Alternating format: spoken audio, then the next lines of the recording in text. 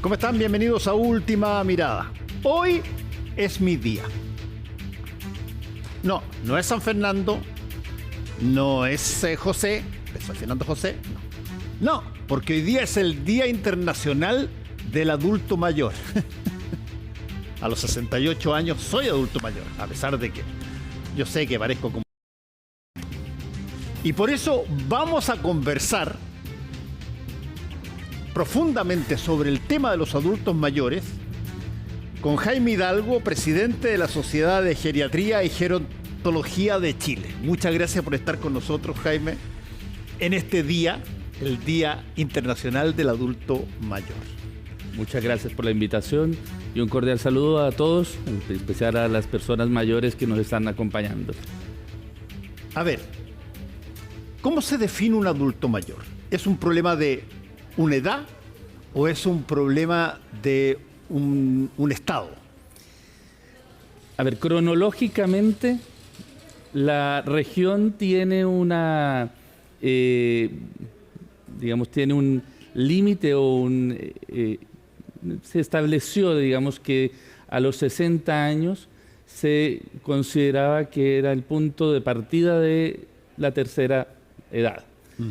Sin embargo, eso tiene una consideración desde el punto de vista del desarrollo también, como nuestra región ya ha avanzado desde el punto de vista del cambio demográfico y ha tomado ese punto de partida, a diferencia de otros países como los que están en Europa o en Japón, Oceanía, donde tienen un desarrollo mucho más avanzado en cuanto al cambio demográfico y que tienen el punto de partida desde los 65.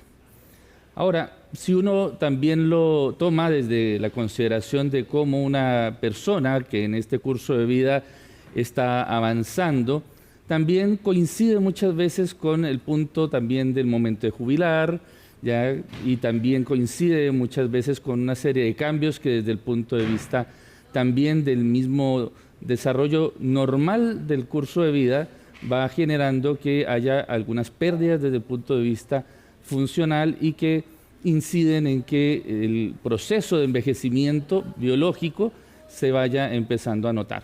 Entonces, para aspectos desde el punto de vista estadístico en nuestro país, el punto de partida son los 60, sin embargo, probablemente en un tiempo más vamos a tener que considerarlo desde los 65, porque el avance del cambio demográfico en nuestro país está ocurriendo mucho más rápidamente de lo que a países ya hoy envejecidos le ha costado.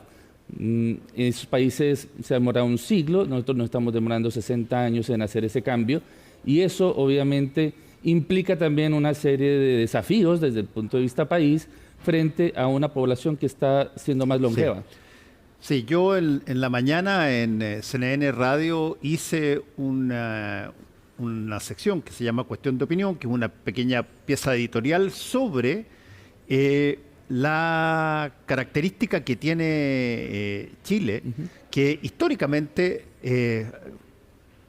básicamente se hablaba de pura juventud, divino tesoro, y que Chile era un país muy joven, etcétera. Y resulta que Chile tiene estadísticas extraordinariamente potentes sobre una promedio de edad muy alto, y donde en un momento dado cito una encuesta que dice en esta encuesta que la gran mayoría de los jóvenes prefieren tener una mascota a tener un hijo. Y desde ese punto de vista, a ver, ¿cómo se entiende esta situación? ¿Es algo que pasa en otros países también? ¿Cómo funciona este envejecimiento progresivo de un país? Esta dinámica se ve en otros países, en efecto, dentro de la región particularmente. Hay una similitud en cuanto a los fenómenos en donde la tasa de natalidad ha ido bajando, en donde si bien hay un avance desde el punto de vista de la, digamos, tecnología y de las estrategias desde el punto de vista de salud pública como para controlar ciertos problemas de salud que antes generaban problemas de mortalidad más tempranamente, hoy esa, digamos, mortalidad se ha corrido dentro de la población, ¿ya? Pero también es cierto que este desarrollo que ha tenido el país y la región va también de la mano con también algunos fenómenos, como bien dices, que hay una mayor preocupación por otras cosas y no por, en el fondo, tener ya un aumento, digamos, dentro de la población joven. Incluso hoy en día tenemos ya del último censo datos en que la población menor de 15 años ya tiene un número mucho menor de la población sobre los 60 años. Y ese cruce, obviamente, prende muchas alarmas, no solamente en cuanto a esta prolongación del promedio de edad del chileno, cuanto es, sino que está generando también una alerta frente a, y ya lo dijo el Instituto Nacional de Estadística, que en el 2050 una tercera parte de la población, bajo los criterios que hoy se toman para considerar una persona mayor, estaremos dentro de ese rango etario. Déjame plantearte cosas que se me ocurren así, cuando el país envejece muy rápidamente, ¿qué cosas empiezan a pasar? Por ejemplo, tienes problemas serios con las previsiones, que ese es un problema político que pareciera que fuera una cosa de ideología. No, es un problema real que afecta a personas porque muchas más personas se jubilan y por lo tanto el tema de las pensiones pasa a ser fundamental. Pegadito a eso tienen los problemas de salud.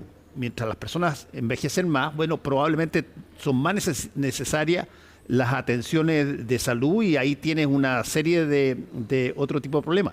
Tienes el problema laboral, donde de pronto tú adviertes en montones de situaciones que tú tienes personas que o están trabajando hasta muy tarde edad o son reemplazados por personas que ya no son chilenos, sino que son, por ejemplo, inmigrantes, que aceptan trabajar por bastante menos plata, pero llenan ese cupo que no lo pueden abastecer los chilenos porque básicamente llegan, estamos creciendo menos.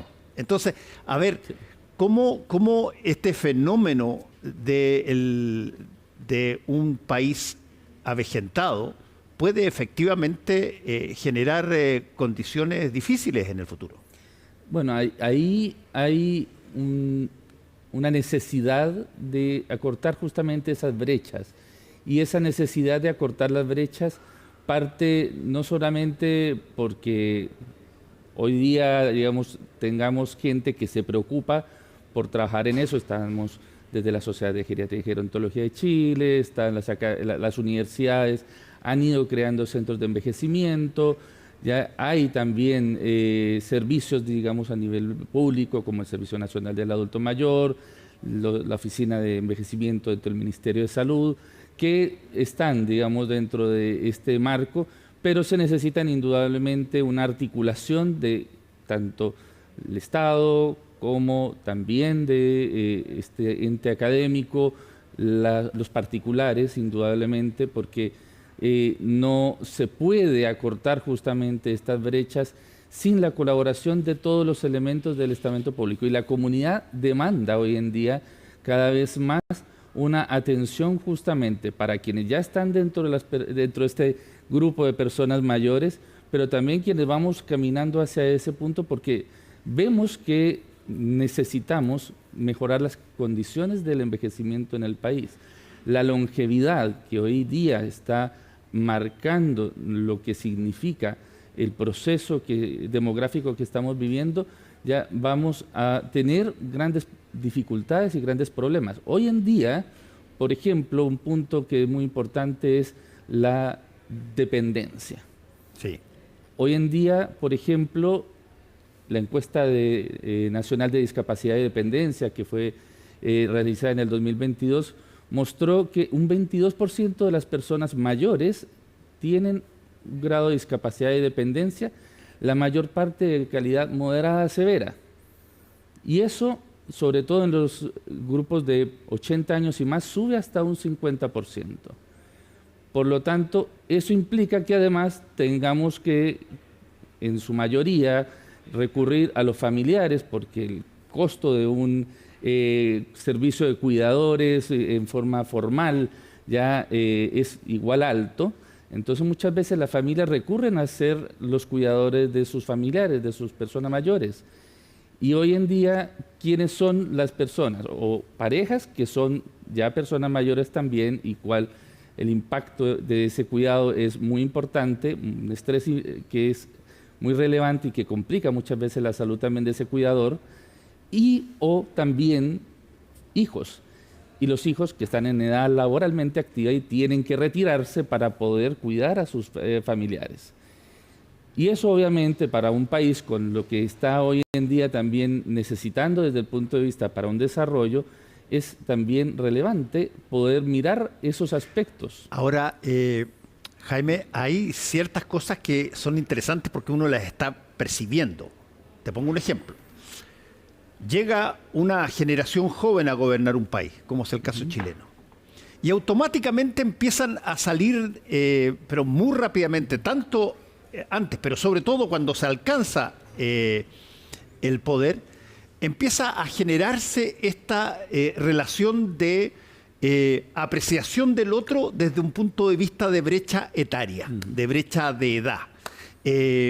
Los que no están de acuerdo con los planteamientos de los nuevos gobernantes, bueno, atacan ideológicamente como sería normal. Pero aparece este nuevo fenómeno que incluso tiene que ver con gente que está en el sector del gobierno y que dice gente de poca experiencia, gente que comete mucho error, gente que no repara en las tradiciones o en las normas clásicas que deben haber. ¿Qué tanto los países se dividen etariamente cuando pasa este tipo de situaciones?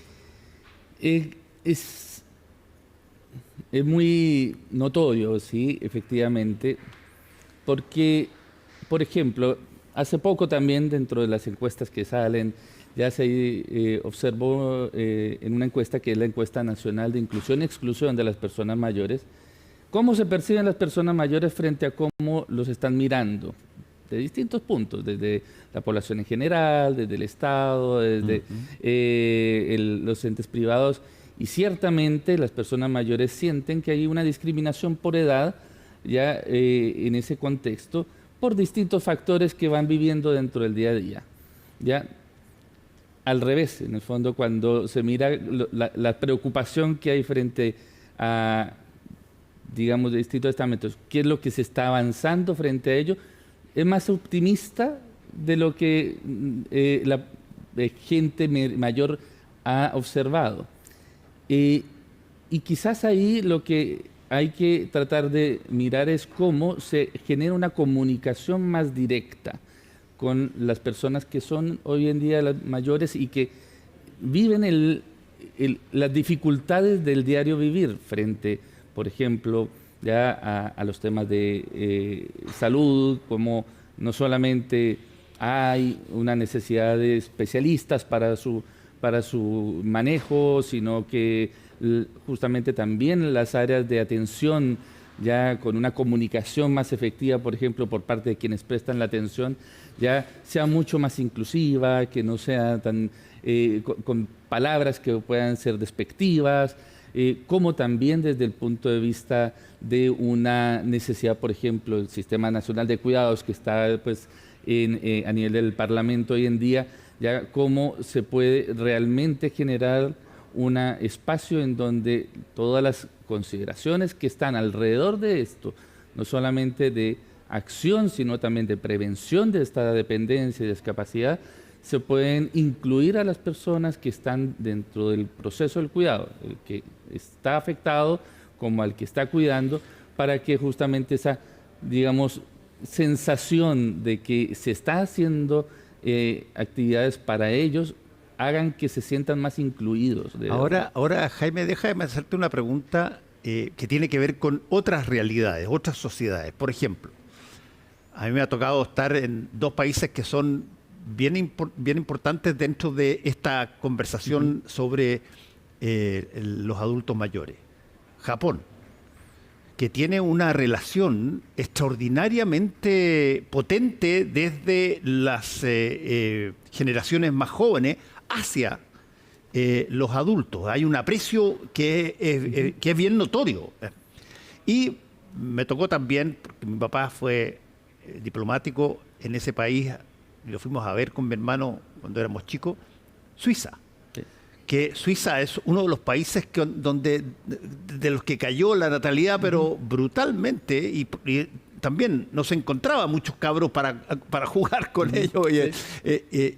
A ver, ¿cómo otras naciones tratan este tema? Yo puse como contraste Japón con Suiza, pero ¿cómo se trata? ¿Qué hay que aprender de eso? A ver, yo creo que, por un lado existe justamente la organización de las sociedades científicas, porque, por ejemplo, en el caso de la Sociedad de Geriatría y Gerontología de Chile, que estamos cumpliendo 30 años además, la sociedad está inmersa en un grupo de sociedades científicas a nivel internacional, tanto a nivel regional como a nivel mundial, la Asociación Internacional de Geriatría y Gerontología, donde intercambiamos justamente todas estas informaciones de las realidades en cada país, en cada región. Hoy en día, por ejemplo, en Europa, que es quizás, digamos, el mayor referente para nosotros, porque es donde se congrega la mayor cantidad de población envejecida a nivel del mundo, ¿ya? Hay una diversidad de experiencias que efectivamente para los países que estamos en ese proceso de, digamos, de avance en el cambio demográfico, nos sirven para poder mirar ya experiencias y poder también entregarle a los gobiernos que están, digamos, en cada periodo, obviamente, las asesorías correspondientes para poder trabajar por temas. Por ejemplo, un tema que hoy día, y el ejemplo de Japón es uno de los más relevantes, Inglaterra también, la soledad es una de las condiciones que hoy día más alerta se han encendido en el mundo sobre todo, digamos, de países más envejecidos, porque está creciendo efectivamente esta población que está en el rango de soledad no deseada. Y eso implica que los países tienen que aumentar lo que son las políticas de protección social o sociosanitarias para esa población por todo lo que implica la soledad. Hoy la soledad tiene implicancias en lo que tiene que ver en esferas de salud mental, tanto en el ánimo como en la cognición, pero también desde el punto de vista, desde la visión socioeconómica, hay una pobreza mayor en ese tipo de población y por lo tanto requiere obviamente una mirada mucho más especial. Y Chile ya está avanzando en ese tipo de situaciones que sí se está mirando con algunos aspectos dentro del Ministerio de Desarrollo Social como para poder ir en su ayuda, pero como esto es multidimensional requiere una mirada que no solamente se concentre en el Ministerio de Desarrollo Social, tiene que articularse con el Ministerio de Salud, tiene que articularse con el Ministerio de Vivienda para poder tener una serie, digamos, de intervenciones que favorezcan que esas personas que están en riesgo social tengan un espacio donde puedan habitar con mucho más asistencia, mucho mayor prevención de las complicaciones que eso le puede generar. Y así tienen que ser las miradas en las políticas que se vayan dando hacia el envejecimiento. Tienen que tener una mirada multidimensional porque los fenómenos que vienen con este cambio demográfico, con esta longevidad que tenemos, requieren intervenciones de múltiples ámbitos. Ahora, ahí hay un punto bien interesante, Jaime, que tiene que ver con ciertas cosas que han tomado primacía en términos de valores. Por ejemplo, la productividad. Ese fue un concepto que se introdujo en un momento dado en Chile, quizás en los 70, y en otras partes también, pero que es donde básicamente a ti se te mide por tu capacidad de generar un determinado ingreso, un determinado modo productivo. Eres útil si que eres productivo. Y eso se mide en cosas básicamente, si tú quieres, súper específicas, como el dinero o qué sé yo, tu casa, tu auto, las capacidades que tienes, digamos. ¿Qué tanto eso afecta la visión que tienen, bueno, la gran mayoría de las personas que tienen que llegar a esta edad sabiendo que merma su capacidad de trabajo? Sí, y sobre todo porque, bueno, hoy el grupo, digamos, de la tercera y cuarta edad es el periodo de la vida más largo dentro del curso de vida. O sea, yo tengo 30, 35 años más cuando llego, de expectativa de vida cuando llego a los 60, y por lo tanto, también como viene apareado con la edad de jubilación, son 30, 35 años más que en qué se va a invertir. Algunos tienen la capacidad de poder disfrutar y de poder desarrollar, digamos, una cantidad de cosas que quizás antes no pudo hacer, pero muchos necesitan justamente esa mirada de querer hacer algo más productivo. Y allí viene hoy día un fenómeno, es una acción que se está dando en los países más envejecidos, que es la economía plateada o la Silver Economy, en donde no solamente mira el poder ofrecer mayores, digamos, recursos para las personas mayores, sino también espacios laborales para las personas mayores. Y en la Sociedad de Geriatría estamos mirándolo muy detenidamente, tenemos un grupo que está trabajando en ello, porque nos interesa no solamente que las personas mayores tengan ya esta posibilidad de poder mantenerse laboralmente activos, Sí. que tengan esta capacidad productiva, sino que además sea también con una consideración de las capacidades que individualmente cada persona puede tener, porque no es lo mismo trabajar en un lugar en donde hay una necesidad constante, con mucho estrés, con mucha tensión, ya para una persona mayor que para una persona joven. Ahora, me queda muy poco tiempo, pero te quiero hacer esta pregunta porque es inevitable. A ver, el mundo ha sufrido un montón de cambios, desde el caballo al auto, desde, qué sé yo, las posibilidades de tener aviones, de movilizarnos de distintas maneras, en el trabajo, etcétera. Pero hay una cosa que tiene un cambio vertiginoso que perfectamente puede afectar a personas mayores, que es, a ver, cómo nos metemos nosotros, por ejemplo, dentro de la lógica de todo lo digital, dentro de la lógica de la inteligencia artificial, dentro de la lógica de que tú, para funcionar hoy día, tienes que ser relativamente tequi o relativamente ducho en el manejo de artefactos como este, que mucha gente tiene dificultades para aprender, porque no las aprendió desde chico, porque tenía, qué sé yo, hace 70 años no funcionaba, y hoy día prácticamente todo se resuelve ahí, desde ir al banco, hacer una transacción, poder sacar la plata del cajero automático, en fin, una serie de cosas. ¿Qué tanto eso genera una merma?